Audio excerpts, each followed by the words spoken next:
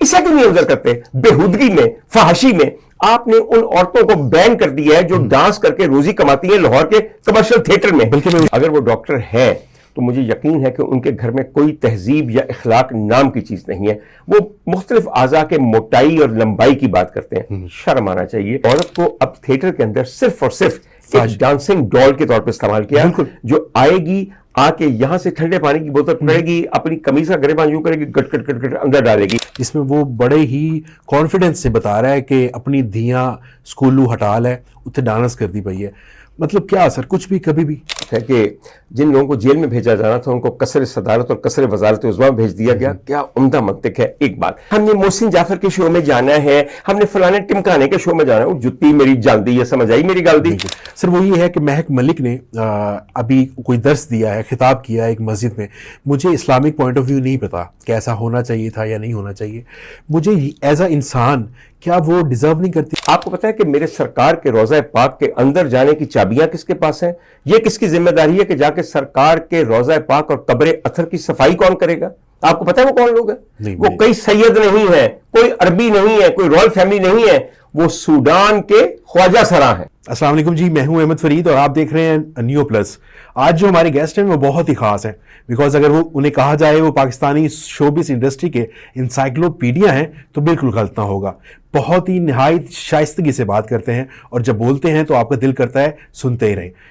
I'm talking about Dr. Umar Adil साहब। अस्सलाम वालेकुम सर। वालेकुम अस्सलाम Ahmed, it's a pleasure really we meeting again for the second time. जी बिल्कुल सर। पहली भी बात हुई और अब मेरे ख्याल में तकरीबन एक साल बाद तो एक साल के बाद हम मिल रहे हैं। एक साल में जिंदगी कितनी बदल जाती है, इंसान कितना बदल जाता है। सबसे ज्यादा तो आप बदल गए हैं सर। बिल्कुल। एंड आपने वेट बहुत लूज किया। बहुत करना चाहिए सर, सिर्फ वेट लूज करने की बात नहीं है मियां, तुमने बहुत वेट गेन किया। हमने दो बिल्कुल अपोजिट डायरेक्शंस के अंदर ग्रो किया है। मैं आपको एक बात बताऊं, एक साल में अगर आप पीछे जाके देखें तो आपको लगता है कि अल्लाह ताला ने क्या क्या आपके लिए आसाइशें रखी हुई हैं। इस एक साल के दौरान सब दुनिया ये जानती है कि मैं 4 माह के लिए कैंप जेल लाहौर में कैद किया गया और मुझ पर बेइंतहा ज्यादा मुकदमात बनाए गए। मगर भैया मैं हमेशा यकीन के साथ रहा हूं कि हर आजमाइश के साथ ही साथ कोई ना कोई सर वो कहते हैं कि उतार चढ़ाव जिंदगी में ना आए ना सर, तो आपको कैसे राइज करना है पता ही नहीं चलता जिंदगी। दूसरी बात है कि हर नया तजुर्बा आपको बहुत कुछ सिखाता है। सबसे पहले अपनी बारे में मैं कभी सोच भी नहीं सकता था कि मैं एक ऑर्थोपेडिक सर्जन हूं, एक मामूली आदमी हूं। आपने कहा खास आदमी, खास खाक हूं मैं। कौन सा यहाँ पे बहुत बड़ा करंट अफेयर्स का प्रोग्राम करता था, जो कोई बहुत बड़ा जर्नलिस्ट था,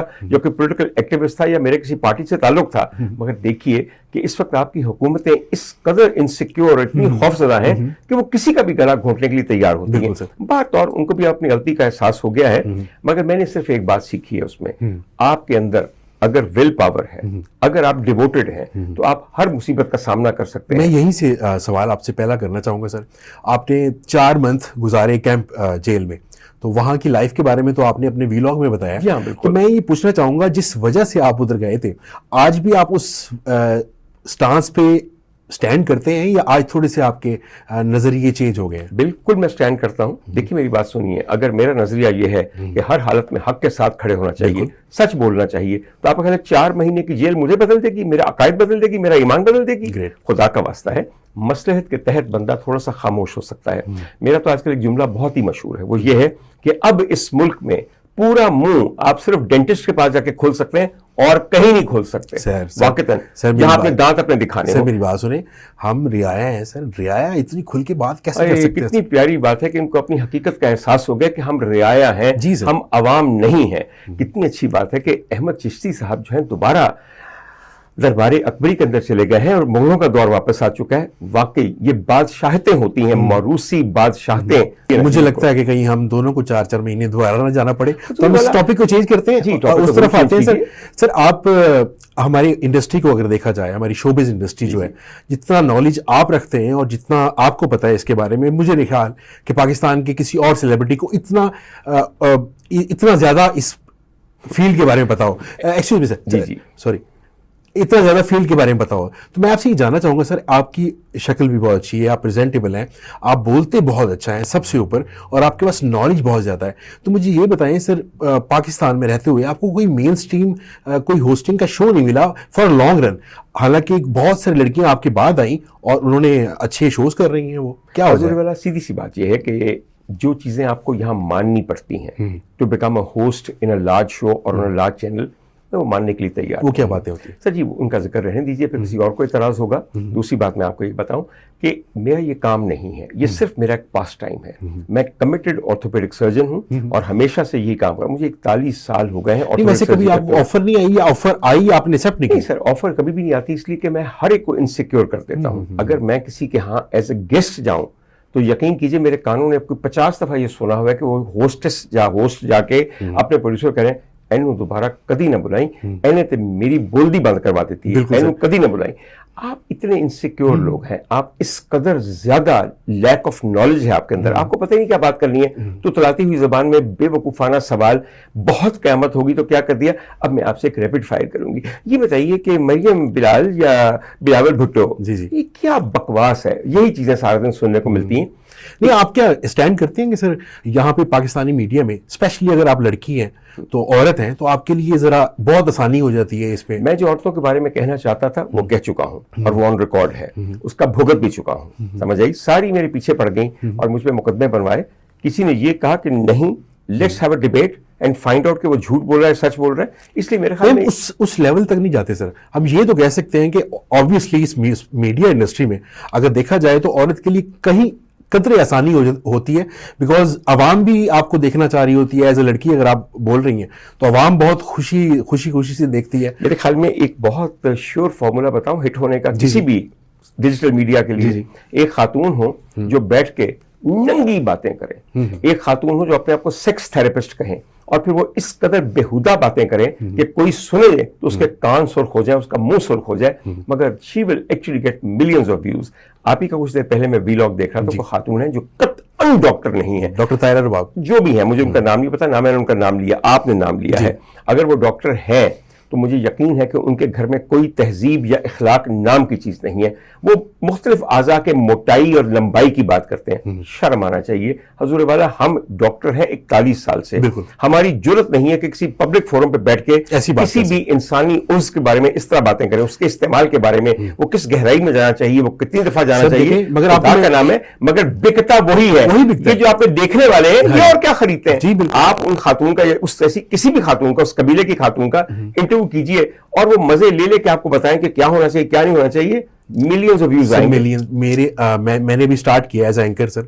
मेरी फर्स्ट वीडियो है जिसपे 2 मिलियन व्यूज आए। तो फिर कसूर किसका? सर अवाम व्यूज दिए अवाम का, और फिर अवाम ही करके आ जाती है। ये गंदी बातें कर रहे औरतों के बारे में।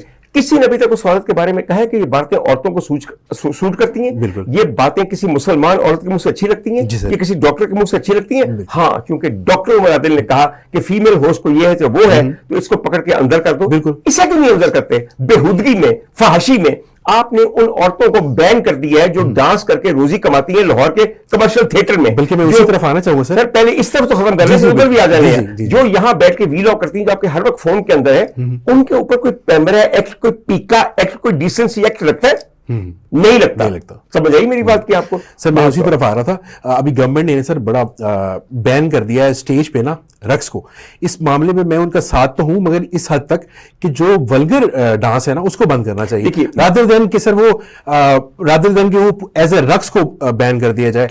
देखिए, पहली बात तो यह है कि आप थोड़े से गलत हैं। नंबर एक तो बहुत अच्छा स्टेप है, किसी ने रक्स को बैन नहीं किया, सिर्फ उस रक्स को बैन किया है जो कि इंतहाई घटिया इशारों पे मबनी है और जिसमें ऐसी हरकतें होती हैं कि कोई इंसान मुसलमान हो या ना हो वो भी उसे देखना नहीं चाहेगा। क्या सिर्फ रक्स ही सर? बातें किस तरह की होती है? बातें भी बहुत बेहतर कर गई हैं। आपको ना थोड़ा सा पता होना चाहिए। You have to go and see the Lahore commercial theatre after what Azma Bukhari has done. Azma Bukhari has taken a revolutionary step. She's actually done the right thing. मेरी बात सुनिए, आजकल आपका जितना भी ड्रामा चल रहा होता है वो मॉनिटर होता है कैमरास के जरिए, और एक सेंट्रल मॉनिटरिंग टीम है जो कि देखती है कहां पे क्या हो रहा है, किस तरह का रक्स हो रहा है, क्या किस्म के मुकालमे हो रहे हैं। यकीन कीजिए अभी भी हाउसफुल है, इसलिए कि लोग बेहूदगी को पसंद तो करते हैं, लेकिन अगर बेहूदगी के मुकाबले में एक अच्छी एंटरटेनमेंट आ जाए तो दे वुड प्रेफर दैट। अभी भी रक्स होते हैं। मेरे ख्याल में कोई भी ऐसा ड्रामा नहीं जो इस वक्त पंजाब में चल रहा हो जिसका कम से कम 6 रक्स ना हो, मगर वो रक्स उस तरह के नहीं है कि बेहुदा रक्स है। मैं इस सिलसिले में बहुत सारे लोगों का नाम लेना चाहता हूँ। मेरी बहुत एक फेवरेट है नरगिस बीबी, उनकी बहन है दीदार बीबी। जिस किस्म का उन्होंने रक्स किया लाहौर के थिएटर में, आप यकीन कीजिए मुझे कोई बेहुदा इशारा याद नहीं। They were such masters and such champions of their own league, यकीन कीजिए कि दिल देख के खुश हो जाता था। और फिर जहां तक नरगिस का ताल्लुक है, मेरे ख्याल में हर स्टेज प्रेजेंस वाज फेनोमेनल। वो एक she was electrifying on stage. अब बात सुनिए, उनके अलावा आपको कौन पसंद है अगर स्टेज एक्ट्रेसेस के बारे में बात की जाए? सर मुझे बहुत देर से बहुत सारे लोग पसंद हैं। मुझे एक खातून होती थी रोमाना, बेइंतहा पसंद है। उससे बाद होती थी एक खातून का नाम था महविश, मुझे वो बहुत पसंद है। नजमा बेगम खातून होती थी, मुझे बहुत पसंद है। ये आपके बचपन की या आपके पैदाइश से कबल की बात है, मगर for the last few years now there has been no presence, no female actress presence on Lahore theatre. इसलिए कि औरत को अब थिएटर के अंदर सिर्फ और सिर्फ एक डांसिंग डॉल के तौर पर इस्तेमाल किया, जो आएगी, आके यहां से ठंडे पानी की बोतल पकड़ेगी, अपनी कमीज का गिरेबान यूं करेगी, गट गट गट गट अंदर डालेगी, और फिर ऑडियंस में से कोई उन्हीं का प्लांट किया बंदा खुलेगा, उठेगा और वो आके यहां से हैम के नीचे वो पानी पिएगा। आप समझ सकते हैं कि ये इशारा क्या करता है। शुक्र है कि अज़मा बुखारी को और सीएम पंजाब को ये ख्याल आया कि औरत की सबसे बड़ी तजलील का मजर लाहौर स्टेज का थिएटर और उसके डांसेस हैं। सर आप कर दें या मैं कर दूं कोई भी बात मीडिया के रिलेटेड ख़वातीन के खिलाफ, तो हमें तो उठा लिया जाता है। अभी आपने सर इंटरटेनमेंट का सबसे बड़ा ज़रिया जो पिछले 2 मंथ से चल रहा है, वीडियो चल रही है, जिसमें वो बड़े ही कॉन्फिडेंस से बता रहा है कि अपनी धियाँ स्कूलू हटाल है, उत्थे डांस कर दी पई है। मतलब क्या सर, कुछ भी कभी भी, मतलब ये इस तरह की मेंटालिटी चलने दे रही है, और हम जब बात करते हैं तो हमें रोक दिया जाता है। हुजूर वाला, एक मैं छोटी सी आपको बात बताऊं, जो हमारी बातें सुनते हैं उनको पता है कि नॉनसेंस कहाँ पे है एंड सेंसिबल बात कहाँ पे है। एक बात याद रखिए, आपको बहुत सारे लोग पत्थर मारेंगे, मगर वो पत्थर आपको ठा करके लगेगा, बल्कि वो फूल आपको ठा करके लगेगा जो सच के पौधे में से निकाला हुआ है। बकवास, नॉनसेंस, एब्सोल्यूट रबिश का पत्थर कभी हर्ट नहीं करता। हर्ट करता है हक का पौधा, हक का पत्थर। ये आप क्या समझते हैं, उस आदमी को या जिसने ये शायरी लिखी है उसके साथ वो ताजमहल वाला सलूक नहीं होना चाहिए? कुछ नहीं होना चाहिए उसको इग्नोर कीजिए, खत्म हो जाएगा। ये बिल्कुल बकवास है।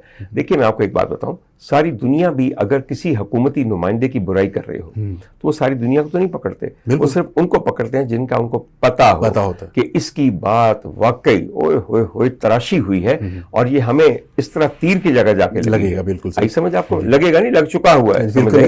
मैं हमेशा ये कहता हूं कि जिनको पकड़ा जाता है इसका मतलब ये है कि उनकी बात में सबसे ज्यादा वजन था, सबसे ज्यादा उनके लहजे में काट थी।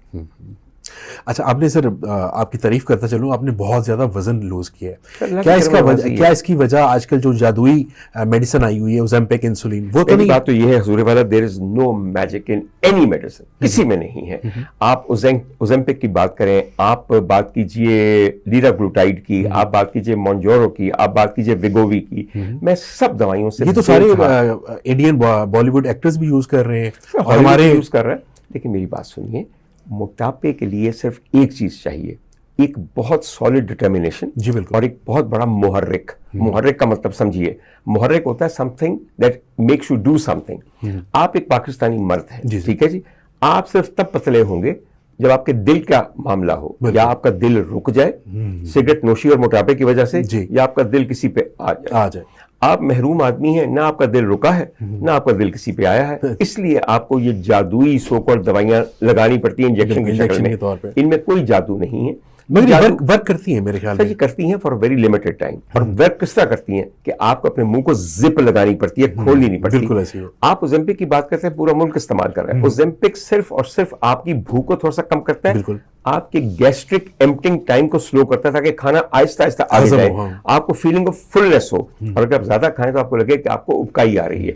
बात तो वही है, आपने एक मसनूई सहारा लिया। आप क्यों नहीं एक अच्छा सहारा लेते, आहिस्ता आहिस्ता आहिस्ता आहिस्ता खाना कम करें। आपका पेट एक थैला है, वो थैला छोटा हो जाएगा, जल्दी भर जाएगा, आहिस्ता आहिस्ता स्लो होगा। मगर कई लोगों को वाकई मसनूई सहारा चाहिए होता है। हजूरे वाला असल सहारा जो है ना, याद रखिए एक बात, वो मोहब्बत है। ये बात लिख के रखो। बड़ी गहरी बात। तुम्हें मोहब्बत हुई ना तो तुम इतना खाना सामने रख के बैठे हुए होगे और एक मैसेज की रिंगटोन बजेगी टिंग, और तुम जब मैसेज चेक करो तो उनका मैसेज होगा, तब तुम्हारा दिल करेगा लानत इस खाने के ऊपर, लानत कुछ और चीज के ऊपर, छड्डो पर रहनू, मैं उठा तो दौड़ा उस पास से हजूर वाला। दुआ करें सर, मैं लगा हुआ हूं सर जी। दुआ से पता नहीं शायद ये होता है कि नहीं होता, मोहब्बत अल्लाह की बड़ी नेमत है, बहुत नेमत है। और मैं समझता हूं कि हर मोहब्बत इंसान को अपनी बिसात बताती है, अपना बताती है कि तुम किस हद तक आगे जा सकते हो और किस हद तक तुम बंदगी का सबक सीख सकते हो।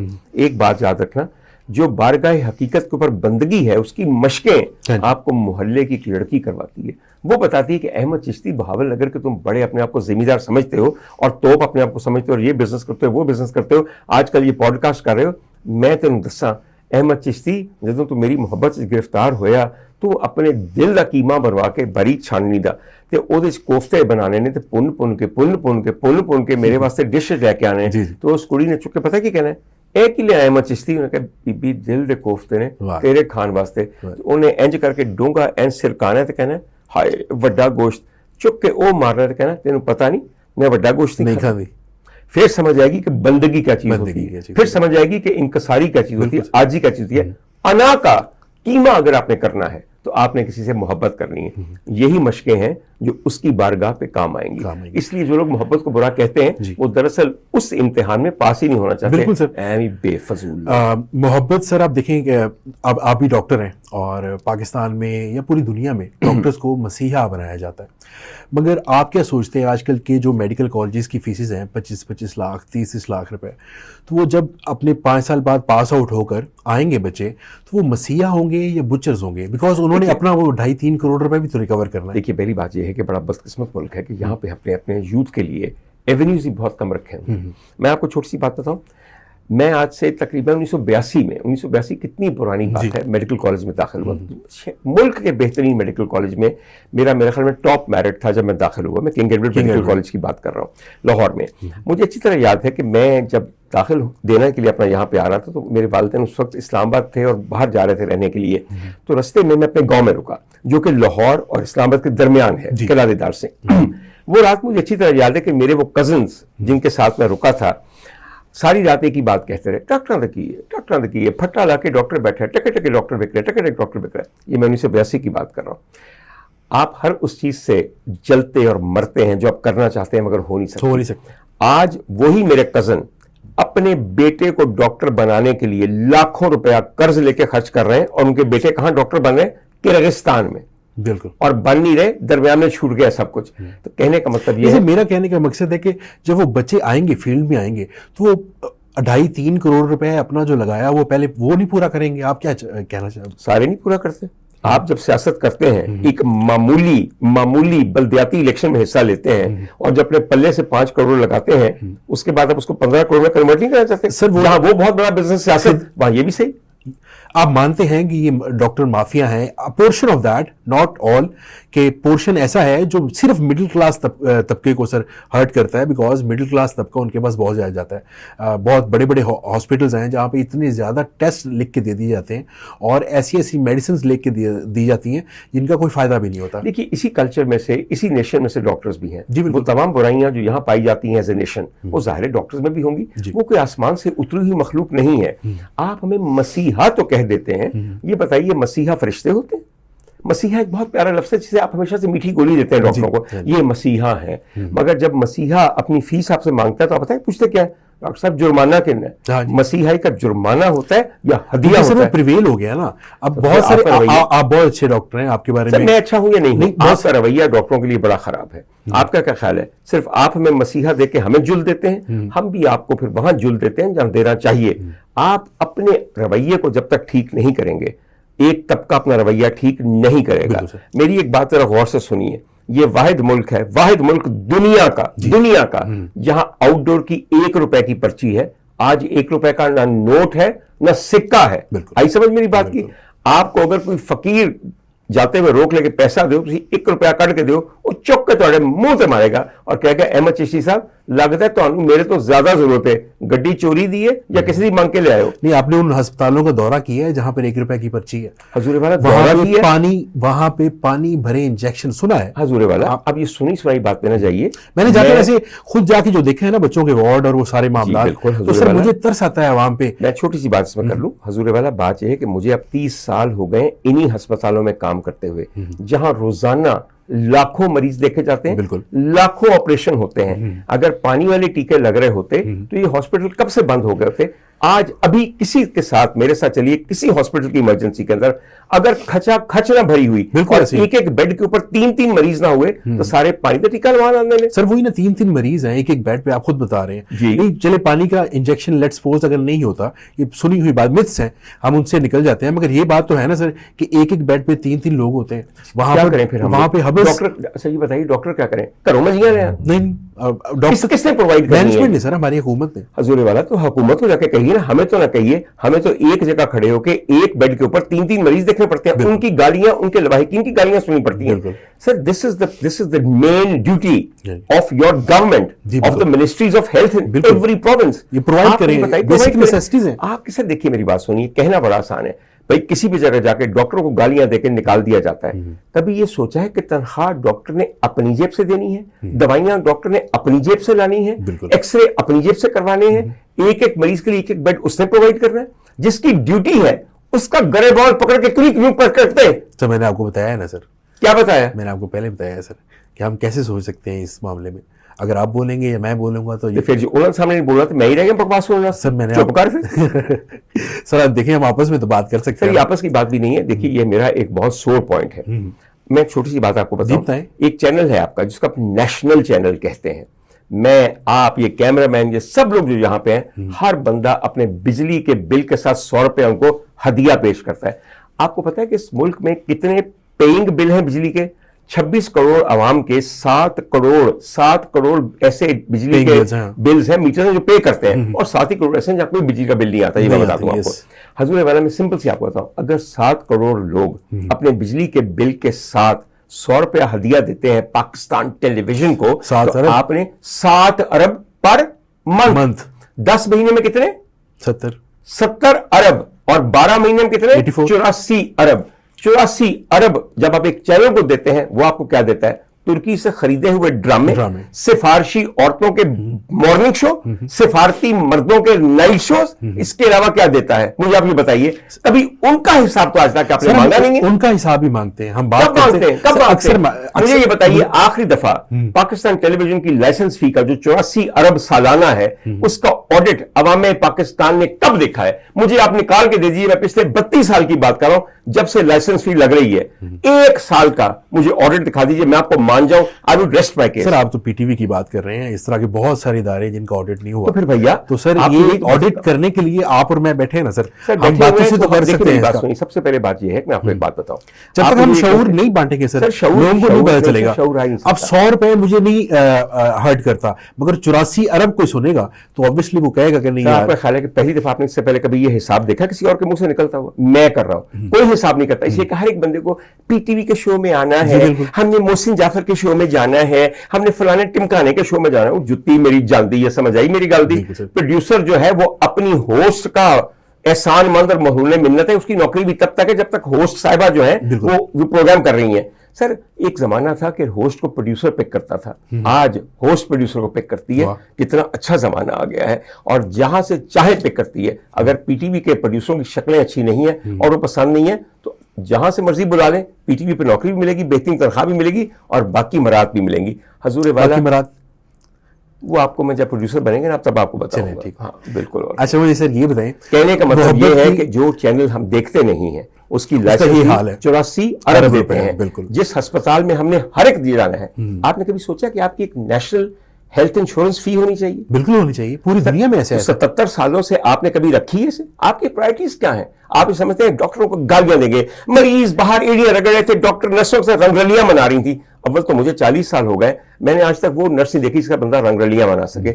नर्सें इंतहाई बावकार होती हैं, इंतहाई प्रोफेशनल होती हैं, और जिन जिन नर्सों के साथ मैंने काम किया है, मैंने उनसे बेहतर इंसान नहीं देखा, उनसे बेहतर कॉलीग नहीं देखा। इसलिए ये कहना कि रंगरलियां मना रहे थे किसी भी औरत पे सबसे घटिया इल्जाम है। आप ये क्यों नहीं कहते कि हमारे घर में हमारे अब्बा हमारी बेबे के साथ रंगरलियां मना रहे होते हैं, फिर समझ आएगी आपको। सर देखिए ना, वो सबसे पहले फ्रंटमैन होती हैं और सबसे ज्यादा काम भी वही करती हैं, और सबसे अब्यूज भी वो होती हैं और बेटा हार्ड वर्किंग। हमारे माशरे का सर आप क्या कहें कि माशरा इस तरफ चल पड़ा है ना, तो सारी दुनिया चल पड़ी है। इस मामले को इस बात पे खत्म करते हैं कि जिनकी जिम्मेदारी है उनके गरेबानों को वो जिम्मेदारी अपनी पूरी नहीं कर सर जी, नहीं करे। इसीलिए आपका बिगेस्ट ड्रेन जो है वो डॉक्टर्स का है इस मुल्क से। आपके मुल्क का जज मुझे किसी दुनिया की अदालत में लड़के दिखाए, वो 149th नहीं 153rd नंबर पे आ चुका है, लोस्ट पे आ चुका है। आपका जर्नलिस्ट मुझे किसी और मुल्क में काम करके दिखाए, क्योंकि वो लिफाफा लेने का आदी होता है अक्सर। समझ आइए आपको मेरी बात? बिल्कुल। किसी और प्रोफेशनल की बात करें। आप आज ये बताइए कि आपका कोई PSL नुमा की और चीज जगह हो, किस पाकिस्तानी क्रिकेटर को लिया जाएगा? तबाह करनी है अपनी टीम। सिर्फ एक पेशे की खपत है पूरी दुनिया में, और वो है पाकिस्तानी डॉक्टर। आप अमेरिका चले जाएं, कनाडा चले जाएं, गल्फ में चले जाएं, इंग्लैंड में चले जाएं, 40% हेल्थ फोर्स पाकिस्तानी है। आपको बिल्कुल आप डॉक्टर बनाते जाएं, सबसे बेस्ट ब्रेन सर इस मुल्क को छोड़ के कब के चले गए। बड़ा कदर है ना आपको, आप बनाते जाइए डॉक्टर, बेहतरीन ब्रेन्स को करते जाइए, बनाते जाएंगे आप, और वो इस मुल्क को छोड़ के चले जाएंगे, इसलिए कि ना अपॉर्चुनिटी है ना इज्जत है। फिर सेबू बैकर रोया जे आखिर में इस मुल्क में सिर्फ सियासतदान रह जाने हैं या कठपुतलियों को चलाने वाले रहे। ठीक हो गया सर। सर अब जरा थोड़ी हम लाइटर मूड पे ना, मोहब्बत के बारे में आपने बहुत खूबसूरत जज्बात, मोहब्बत की बात बल्कि आपने बताया वो बस डॉक्टर से मोहब्बत और डॉक्टर से रिलेटेड है ना। जरा सर मैं आपसे ये पूछना चाहता हूँ कि आप ऑब्वियसली आपकी शादी क्यों एंड हुई, मैं उस चीज़ों में नहीं जाना चाहता, हर इंसान करना पर्सनल होता है, मगर आपके हिसाब से लड़कियां बेवफा होती हैं या लड़के बेवफा होते हैं? बिल्कुल कोई बेवफा नहीं होता, कोई बेवफा नहीं होता। हालात होते हैं, हालात भी नहीं होते। एवरीबडी इज इंटेलिजेंट इनफ, वो बेहतर ऑप्शन की तरफ जाना चाहता है, वो बेहतर पार्टनर की तरफ जाना चाहता है। ज्यादातर कौन इस चीज को प्रॉम्प्ट करता है कि मुझे इस तरफ जाना है? सर मेरे ख्याल में दोनों करते हैं, दोनों करते हैं। बीवियां जब माएं बन जाती हैं फिर नहीं वो करती। सर ममता एक बहुत बहुत अजीम चीज है। माँ 10 दफा सोचती है कुछ भी ऐसा कदम उठाने से पहले। सर शादीशुदा मर्द भी जिम्मेदारी का मारा हुआ है, मगर बेचारा क्या करे, उसका भी दिल करता है मिडिल एज में कि वो किसी को चाहे और कोई उसको चाहे। बिल्कुल, वो थोड़ा सा फ्लर्ट और फ्लिंग चाहता है, आप उसको इजाजत एक चीज ऐड करूंगा सर, बहुत सारे ऐसे टॉक्सिक रिलेशंस हैं जहां पे लोग निकलना चाह रहे हैं but social pressure, peer group pressure की वजह से वो निकल नहीं पाते और सारी उम्र इस अजियत में रहते हैं कि हमने एक साथ रहना भी है और दिल भी नहीं करता। तो इसके बारे में आप क्या कहेंगे? अपनी मजबूरी है, बेहतर यही है कि अपने हालात को हर साल एनालाइज कीजिए। हमारी रिलेशनशिप किस तरफ जा रही है, क्या ये मुझे पॉजिटिवली एनहांस कर रही है, डेवलप कर रही है, इवॉल्व कर रही है, या एक दलदल में फंसे आदमी की तरह हर साल मैं गहराई में और उतरता जा रहा हूं और मेरा सांस बंद होने वाला है। अगर इंसान ये असेसमेंट कर ले तो उस असेसमेंट के बाद वो ये फैसला कर सकेगा कि अब मैं क्या करूं। हजूर वाला ताल्लुकात जो है वो निभाने के लिए होते हैं, बिल्कुल मरवाने के लिए नहीं। आई समझ आपको मेरी बात की? अगर ताल्लुकात को निभाते निभाते आपकी जान निकल रही है तो फिर ये कोई ताल्लुक नहीं है, ये एक शिकंजा है जो आपकी गर्दन के गिर्द है। Get rid of it. और अगर आप समझते हैं कि नहीं मैं शिकंजे को ईजी कर सकता हूं, कुछ मेरी तरफ से कुछ मेरे पार्टनर की तरफ से, तो उसको आसान बना लीजिए। सीधी सी बात है। भाई एक बात सुनिए, किस्सा ये है कि कोई भी ताल्लुक जो बहुत लंबा हो उसमें एक चीज होती है, मेरी बात पे गौर कीजिएगा, लंबे ताल्लुक में 2 सेल्फ डिफीटिंग मैकेनिज्म होते हैं। रोजमर्रा की दीमक, रोजमर्रा की दीमक और मोनोटनी, यानी कि tediousness of daily routine and monotony. वही चेहरा, वही बदन, वही हरकत, वही सकनात। आई समझ मेरी बात? बिल्कुल ऐसी। सर अगर देखा जाए तो आपके ख्याल में कहीं पैसा इफेक्ट करता है औरत के रिलेशन को? क्या औरत जाती है पैसे के पीछे? एब्सोल्युटली इफेक्ट करता है सर। जो जिस लड़की से आप, तो फिर खलील रहमान कमर ने जो कहा था उस औरत के बारे में जो पैसे के लिए गई थी। सर मेरी बात सुनिए, पहले पूरी बात करते हैं हम। आपने कहा कि क्या पैसा इफेक्ट करता है? नंबर 1, पैसा हर चीज पे हावी है। आज के दौर में खुदा नौज़बिल्ला पैसा है। मैं आपको ये बता दूं, हजूर वाला वो जो ये कहते हैं कि हम मजहब के अलमबरदार हैं, उनका भी सब कुछ पैसा ही है। आपकी जो सियासत के अलमबरदार हैं उनका भी सब कुछ पैसा ही है और अवाम ही है। सर मुझे ये बताइए कौन यहाँ पे खिदमत खल्क करने के लिए आता है? सब सेल्फ पैसा खिदमत कमाने करने के लिए या- पैसा कमा के सर, वरना ये मुल्क इस तरह गरीब और दिवालिया ना होता, दुनिया अरबपति ना होती। दूसरी आपको सर बात बताऊं, दुनिया अरबपति पता कैसे बनी है?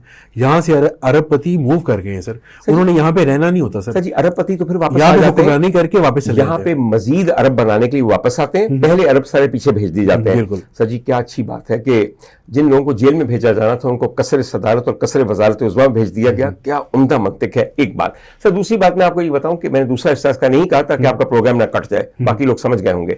आपने कहा क्या औरत ऐसा करती है? करती है, बिल्कुल करती है। इसलिए कि क्या करे उस औरत की क्या सजा होनी चाहिए सर? जो सजा ऐसा ये होनी करती है? चाहिए जो माँ ऐसा करे। सर औरत पे मैं कहता सर, मेरे लिए माँ औरत का बेहतरीन रूप है।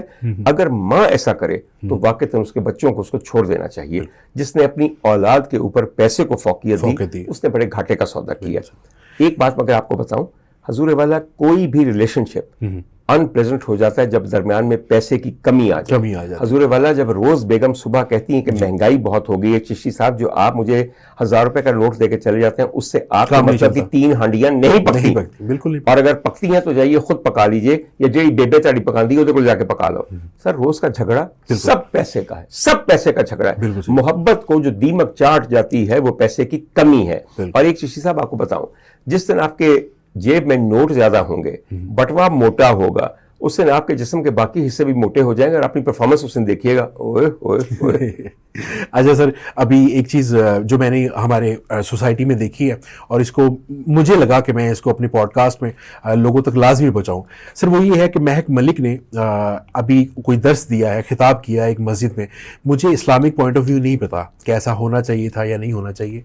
मुझे एज अ इंसान क्या वो डिज़र्व नहीं करते, या वो लोग जिनके हाथ नहीं होते या माजूर होते हैं वो मस्जिद नहीं जाया करते? क्या वो सिर्फ आपके ताने और खुशियों का सामान होते हैं वो लोग? अच्छा अहमद साहब, एक तो पहली बात यह है कि हर बंदा मखलूक खुदा है। बिल्कुल।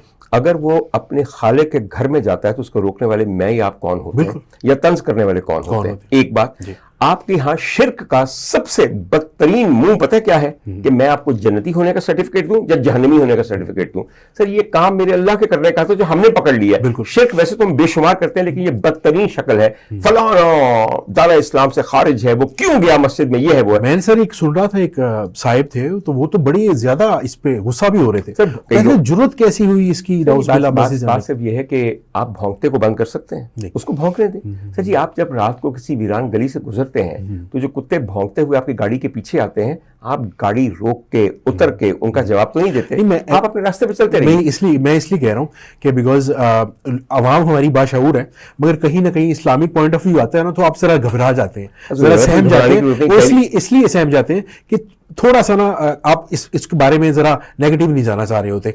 मगर मेरा कहने का मकसद है सर, क्या वो सिर्फ तजलील के लिए है? सर जी 3 दफा आपने अपना मकसद मुझे बता दिया। अब मेरी बात सुन लें, ठीक है? आपका सवाल माशाल्लाह 6 जुमलों पर मुश्तमिल था जिसमें आपने अपना व्यू पॉइंट बता दिया। You did not want to listen to me. मैं आपको सभी बताऊं, एक जवाब होता है एक लाइन में, पूरी तकरीर करने की जरूरत नहीं होती। नंबर 1 है हजूर वाला, ये आपकी कोई मामूली सरगोदे की मस्जिद है जहां पे महक मलिक के जाने पे आपको इतने एतराजात हैं। मैं बताऊं दुनिया में 2 सबसे बड़ी मस्जिदें हैं जिनको हरमैन शरीफैन कहा जाता है। उसमें से मस्जिद नबी हमारे लिए मरकज़े इश्क है, मरकज़े इश्क। आपको पता है कि मेरे सरकार के रोज़ा पाक के अंदर जाने की चाबियां किसके पास हैं? ये किसकी जिम्मेदारी है कि जाके सरकार के रोज़ा पाक और कब्र अथर की सफाई कौन करेगा?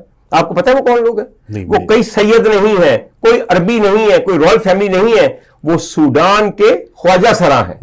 इसके बाद मुझे उन साहब को ये भौंक भौंक के ये कह रहे हैं कि ये महक मलिक को नहीं करना चाहिए, ये महक मलिक नहीं करना चाहिए, मेरी बर्दाश्त से बाहर है। वो अगले करे, अगली बारी मस्जिद नबी जावे ना तो चपेड़ा खा के आवे, क्योंकि वहां पे मेरे सरकार की कब्र अथर तक सिर्फ रसाई है ख्वाजा सराओं को। और ये अपनी तहकीक कर लीजिए और देख लीजिए। आई समझ मेरी बात? Sir thank you so very much. गुफ्तगू कब 45 मिनट्स हुए, 50 मिनट्स हुए, पता ही नहीं चला। इसलिए बहुत सारे और टॉपिक्स थे जिस 45 मिनट्स में तकरीबन 35 मिनट मेरे होस्ट बोलते रहे, क्योंकि सवाल उनको करने का बहुत शौक था। लंबे लंबे सवाल। भाईजान सवाल होते हैं छोटे, मुख्तसर और पिठी, और जवाब आने चाहिए टक टक टक टक टक। सर आप सामने बैठे थे ना, मैंने कहा आप सिर्फ आप ही ना बोले, मुझे भी बोलना चाहिए। सर अगर तो तुम ये कहो कि मैं सामने बैठा हूं, मेरे हुस्न से तुम मरूफ होगा, फिर मैं खुश हो जाऊंगा। अगर वैसे भी गल कर रहे हैं तो फिर होगा। समझ आई मेरी sir thank you so very much, बहुत मेहरबानी, बहुत बहुत शुक्रिया। आपने अपना कीमती टाइम दिया एंड हमेशा ऑनर्ड फील करते हैं हम आपके लिए। बड़ी बहुत बहुत शुक्रिया। Best of luck to you. खुदा ताला कामयाब करे आपको, और अल्लाह करे कि इस इंटरव्यू की बहुत सारी रीलें बने और वो तीर बन के बहुत सारे कलेजों को जाके छेद जाए। सर मैं तो होप सो। इंशाल्लाह। Thank you so very much, बहुत शुक्रिया।